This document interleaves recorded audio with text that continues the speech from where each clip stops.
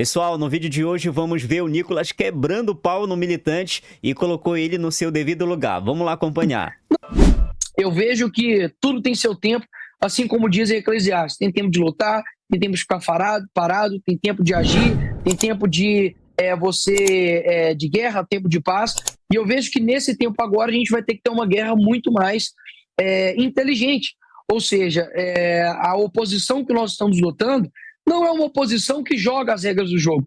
Não é uma oposição que está preocupada se você disse ou não disse algo de acordo com as regras do jogo. Eles vão jogar a mídia para cima de vocês. Eles vão jogar ali o regimento interno contra você.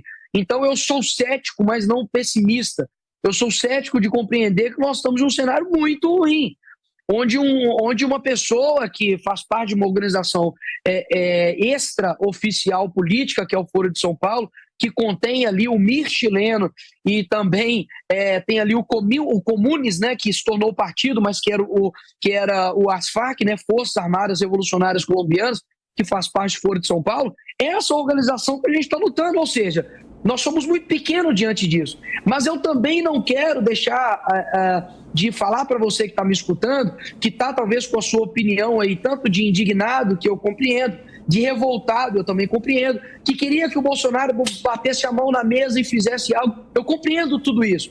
De uma outra maneira, ele deixou também bem claro de que ele não pode tomar uma decisão sozinha, sendo que não há outras instituições, não deu nome aos bois, mas quem sabe ler aí um pingo é letra, de que ele não pode fazer as coisas simplesmente no âmbito da euforia de querer dar uma resposta para o povo brasileiro. Agora, fica alguns questionamentos na minha cabeça, né, que acredito que esteja também na de todos. E agora?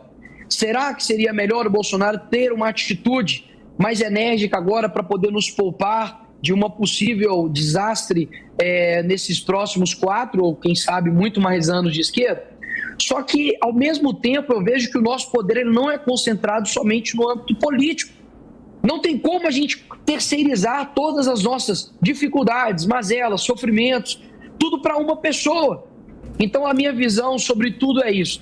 É que a gente mantenha uma esperança, não uma esperança ingênua, não uma esperança que faz com que você não tenha uma responsabilidade dos seus atos.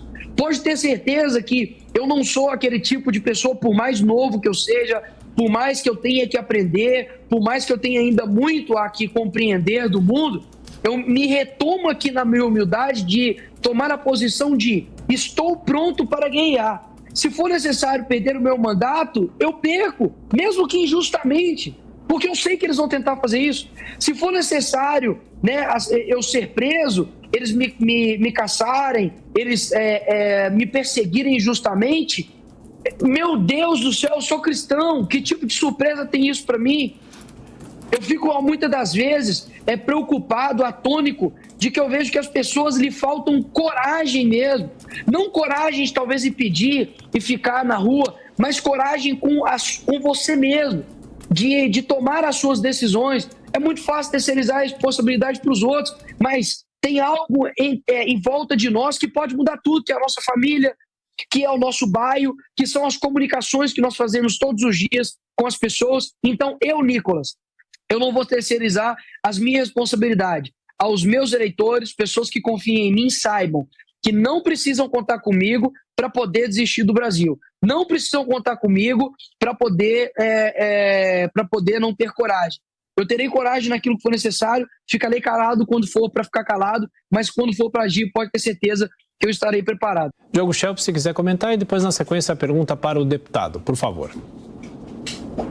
É interessante porque o presidente ele tem esse discurso, né, de que ele tinha como papel, ele falou isso inclusive em discursos na ONU várias vezes, de impedir a instalação do socialismo ou do comunismo no Brasil. Em primeiro lugar, a gente precisa lembrar que ele não era a única opção em 2018 para impedir a volta do PT ao governo.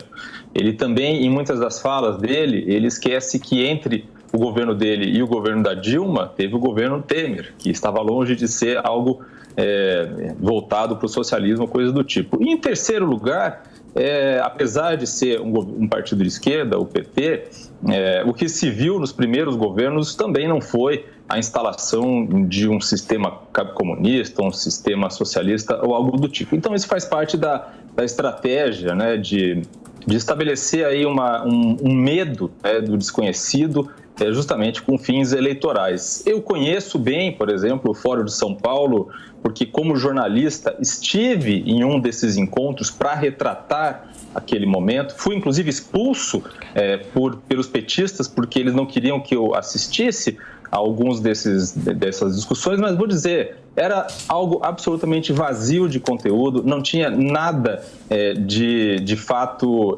enfim, que pudesse significar realmente uma ameaça, algo que levasse a golpes ou coisa do tipo, né? Eram discussões vazias sobre ideias de esquerda e assim por diante. Se quiserem ver sobre isso, é só procurar um vídeo chamado Fórum dos Dinossauros, que está disponível no YouTube, em que eu mostro essa experiência. Queria saber, na sua opinião, se há ainda muito que aprender por parte daqueles que pretendem fazer oposição ao governo Lula para que, de fato, consigam fazer isso de maneira efetiva. O senhor só pode estar de sacanagem com a audiência e com a minha cara para poder falar que o Foro de São Paulo é como se fosse uma reunião de senhores que não conseguem modificar a política interna de país. Sendo que, há 16 anos, basicamente 98% dos países da América Latina são comandados por figuras que foram feitas, construídas, preparadas pelo Foro de São Paulo. Então, por favor, tenha no mínimo honestidade comigo, que eu sou entrevistado, e com essa audiência aqui. Agora, segundo, colocar como se a gente estivesse vivendo um comunismo imaginário também é muita desonestidade. Eu não posso falar sobre a justiça eleitoral. Se eu acho isso democrático, eu não posso falar contra o Estado democrático de direito, caso contrário eu tomo uma multa no meu contra-cheque. Eu não recebo o meu salário. Existem pessoas que estão sendo tolhidas de falarem contra o processo eleitoral, questionarem o processo eleitoral. Agora, o senhor realmente acredita, quando eu falo em comunismo, é pegar em foice e martelo? Que tipo de mentalidade infantil? E querendo ainda colocar como se eu acreditasse nessa sua fala de que nós estamos pintando um comunismo para poder ganhar a eleição. É muito claro o que está acontecendo aqui no Brasil. Primeiro que o comunismo que é colocado aqui não é o comunismo marxista de luta de classe somente, não. Se o senhor estudasse um pouco a respeito do ganho cultural que Gramsci, Escola de Frankfurt fizeram e conseguiram colocar aqui no Brasil de uma maneira incrível, você vai ver que a direita não tem nada, a não ser um presidente da República que vai sair amanhã. O que a direita tem, meu amigo? Nós temos não fala besteira, Nicolas. Nós temos a condição, só um minutinho que eu estou terminando de falar. Nós temos a produção cultural nas universidades. Nós temos os professores das universidades. Agora, você colocar como se o presidente Bolsonaro estivesse falando de que... Eu posso falar ou não? Eu posso terminar de falar? Eu posso terminar de falar? Lula. Eu posso terminar de falar? Eu te ouvi. Qual é o seu critério de... Eu te ouvi. Deixa eu terminar de falar.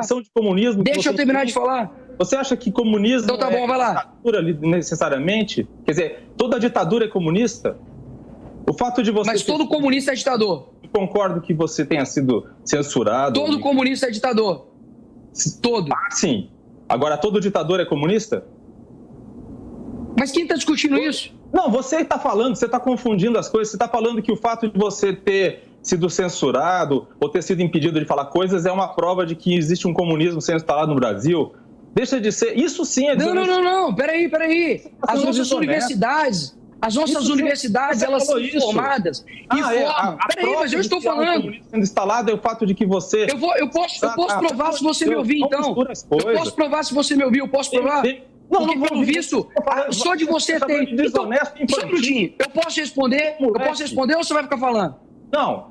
Só deixa claro isso. Vamos falar um de cada vez, só para a gente também não, mas é importante, não atrapalhar o entendimento da audiência, por favor. Mas fui interrompido, então me escuta. E você saiu me atacando e ofendendo. Você me respeita. Então me escuta. Ofendendo não. Então, quando eu digo direito. você, fala que vai no Foro de São Paulo e você fala que é uma reunião de velhos ali, você é um desonesto. Você dizer que as pessoas estão plantando um comunismo fake para poder ganhar a eleição. Toma vergonha na sua cara.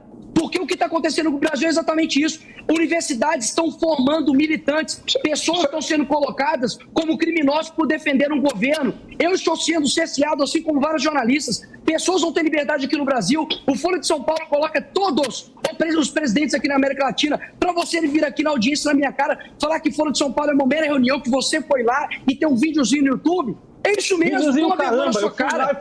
Não tá conversando com moleque. É o momento, então, Nicolas e Diogo. Vamos ouvir um pouquinho o Fernando Conrado, enquanto a gente respira um instantinho. Vamos tentar se respeitar nessa conversa e manter um pouquinho a calma. Fernando Conrado conversa com a gente um pouquinho da... Geralmente, quando as pessoas pensam na questão do comunismo, remete à ideia de revolução ou algo do tipo. Mas, na verdade, o que o Nicolas muito bem explicou é a questão do marxismo cultural, através dos meios de comunicação, as universidades, as mídias no geral, e tudo isso daí para difundir as ideias esquerdistas. Infelizmente, dentro da minha concepção, a direita ainda é muito enfraquecida dentro do domínio desses espaços aí. Agora, a gente percebe um quadro diferenciado em relação ao uso da internet. O que a esquerda percebeu? Que como a direita ela tem essa desenvoltura, ela tem uma habilidade maior em relação ao domínio das redes sociais, aí ela já está querendo colocar a regulação. O STF está andando em passos largos para a regulamentação das redes sociais, com a fajuta justificativa de que é para proteger as crianças, as mulheres, e na verdade tudo isso já tem leis fixas a partir do marco inicial da internet. Outro ponto também que eu gostaria de destacar foi a presença do Lula em Minas Gerais, quando ele falou que tanto o Nicolas quanto o senador Cleitinho, o Estado não merece eles. Então, pessoal, estamos numa linha delicada para a censura e tudo isso daí advém das estratégias aí do comunismo, não no sentido de revolução, mas no sentido do marxismo cultural, como muito bem o Nicolas explicou aí nas suas falas. Opinião sobre o assunto, a gente volta a ouvir o Diogo e o Nicolas também. Vai lá, Conrado. Meus amigos, minha formação é em Direito, Política, Antropologia, Universidade Federal, desde 1997. Tá? Faz tempo que eu estou nesse negócio no ambiente universitário, tal. Desde que a gente tem a esquerda no poder, isso aí era só desde o tempo lá do Fernando Henrique Cardoso, todo o sistema de ensino tem um viés de esquerda. Todos os profissionais que nasceram desde a primeira série até o ensino superior vieram com uma visão de esquerda. E aqueles que não concordam com a visão de esquerda não conseguem subir na carreira. Ou por que vocês acham que a gente teve um poder judiciário em silêncio durante 4 anos? E por que a gente teve o Ministério Público em silêncio durante 4 anos? Porque ou aqueles que concordam com todas essas abjeções que a gente teve se mantiverem no poder, ou aqueles que eram contra evitassem subir na carreira e não ter seus ganhos pessoais. É isso, o Foro de São Paulo, essa é uma realidade dele, dizer que teve... E eu não vou nem entrar no mérito do Chab, ele tem uma visão política diferente da minha, eu não vou estar discutindo aqui ao vivo com a gente, mas é isso que a gente viu, o silêncio total. Ou por que vocês acham que a gente tem hoje no Brasil um judiciário que cala quem pensa diferente, mas não cala quem é a favor deles, que desmonetiza quem pensa diferente e não desmonetiza quem pensa a favor deles, que desmonetiza e faz essas ligações que o Shelby faz com... Porque o Shelby falou para nós que teve agora um bolsonarista que ia matar o Lula e explodir tudo. Aí o bolsonarista, na sua audiência de custódia, dito bolsonarista, disse: olha só, o delegado botou que eu sou bolsonarista, o delegado botou que eu queria falar do Lula, e botaram um silêncio nesse processo. Ninguém mais pode ter acesso. Eu até queria fazer perguntas mais duras para o Nicolas, mas o Nicolas é um homem muito inteligente, já chegou dando seu habeas corpus preventivo, que olha só, pelo mundo que a gente vive, a gente não tem mais liberdade. Eu, como deputado, não vou poder agir, ou seja, a gente já não vive numa democracia. Isso é claro para todos nós aqui, e é um lado calando o outro. Ou alguém não viu o discurso de... Quando o Lula venceu, ele fez um discurso lido, bonitinho lá no Fantástico, mas depois ele vai para a Avenida Paulista dizer o quê? Eu já falei com a esquerda, eu já falei com a direita, e agora eu vou falar com a esquerda novamente, porque não vai mais ter direita no Brasil. Ou naquela nomeação de ministros dele, que ele diz que o Bolsonaro pode ter acabado, mas os bolsonaristas estão nas ruas e devem ser reprimidos e atacados. É esse o mundo que a gente está vivendo. de completo silêncio. Quem se opõe contra é martelado na cabeça. Esse é o coletivismo, que é uma das coisas ruins da própria esquerda. Assim como a gente tem essa visão de mundo do progressismo, de achar que o mundo vai ser melhor automaticamente, sem coragem e sem esforço. E isso que o Nicolas nos fala aqui é algo muito importante. Olha só, pessoal, a gente teve a cereja do bolo lá, Bolsonaro, mas de resto a gente não conseguiu nos unir e estamos perdidos novamente. Vamos voltar para a base. Parece o discurso do Mano Brown para o PT lá, né, quando o PT caiu do poder. Vamos voltar para a base, vamos unir a tua comunidade, quais são os teus valores. O maior ganho do governo do Bolsonaro que a gente teve aqui é poder falar de política de maneira aberta. Como a gente tem a Jovem Pan hoje, Sim. Tem aqui que a gente tem os dois lados discutindo, com visões de mundo, e faz parte dessas discussões, até é bom, porque são o combate de ideias que vai fazer a gente ter uma visão maior do futuro, se a gente fizer tudo isso aqui com muita honestidade intelectual. Pessoal, esse foi o vídeo de hoje. E aí, o que vocês acharam das palavras do Nicolas? E te pergunto, será que realmente nós já estamos na censura? Deixa teu comentário aqui que vai ser muito importante pra gente. Não te esquece de inscrever no canal e dar um joinha. Até a próxima.